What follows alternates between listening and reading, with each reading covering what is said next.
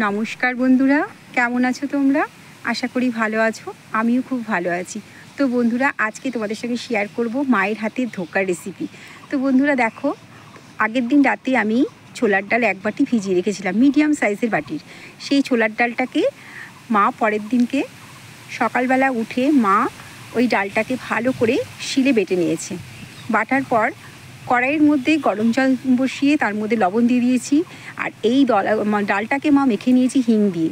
তারপরে এরকম দলা দলা করে সেই দলাগুলো গরম জলের মধ্যে দিয়ে দিয়েছে। যখন জলটা টকবক করে ফুটবে তার মধ্যেই দলাগুলো দেবে, তাহলে একটু শক্ত হয়ে যাবে। তারপরে তুলে নিয়ে ঠান্ডা করে কাট করে নেবে, যে যেরকম শেপে দেবে সেই রকম শেপ করে কেটে দেবে। তারপরে মা আলুগুলোকে ভেজে নিয়েছে।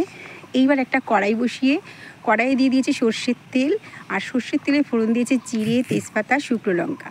দেওয়ার পর বন্ধুরা দেখো, এই যে আলুগুলো ভেজে রেখেছিল সেই আলুগুলোকে মা দিয়ে দিল।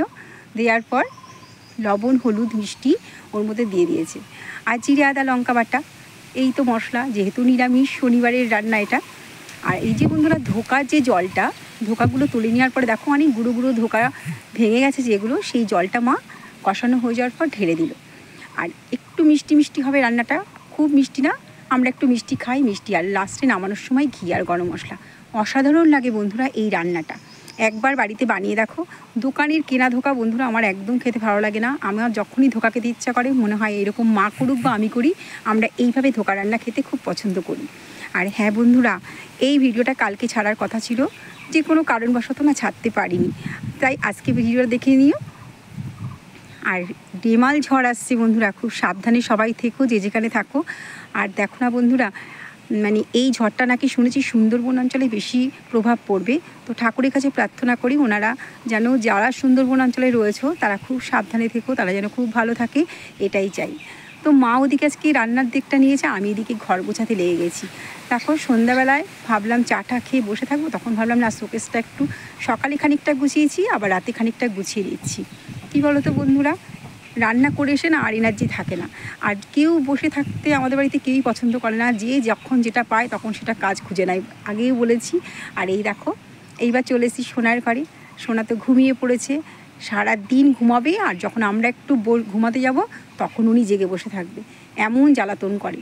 আর সন্ধ্যাবেলা ওর দাদান দেখো একটু বাজারে বেরিয়েছিল, ঝিঙে আর কুমড়োটা আমার ফুরিয়ে গেছিলো বন্ধুরা, ছিল না, তাই সেগুলোকে আবার নিয়ে এসছে। আর দেখো না বন্ধুরা, আমার পিঠে কী হয়েছে বলো তো।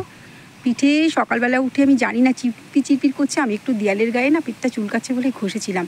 আর দেখি কি, মা বলছে তোর পিঠে কী হয়েছে, পিঠে মনে হয় আমাকে কোনো পোকা কামড়ে দিয়েছে, যার জন্য আমাকে আবার টেট ব্যাগ নিতে হলো বন্ধুরা এই পিঠের জন্য। তো যদি আমার ভিডিওটা তোমাদের ভালো লেগে থাকে তাহলে লাইক, কমেন্ট ও সাবস্ক্রাইব করতে ভুলো না।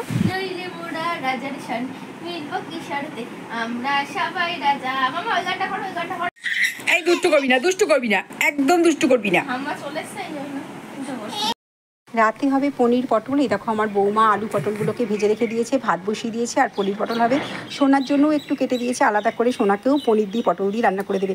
আর বন্ধুরা দেখা হচ্ছে আবার নেক্সট কোনো ভ্লগে। তো টাটা, সবাই ভালো থেকো, সুস্থ থেকো, আর এইভাবে আমার পাশে থেকো।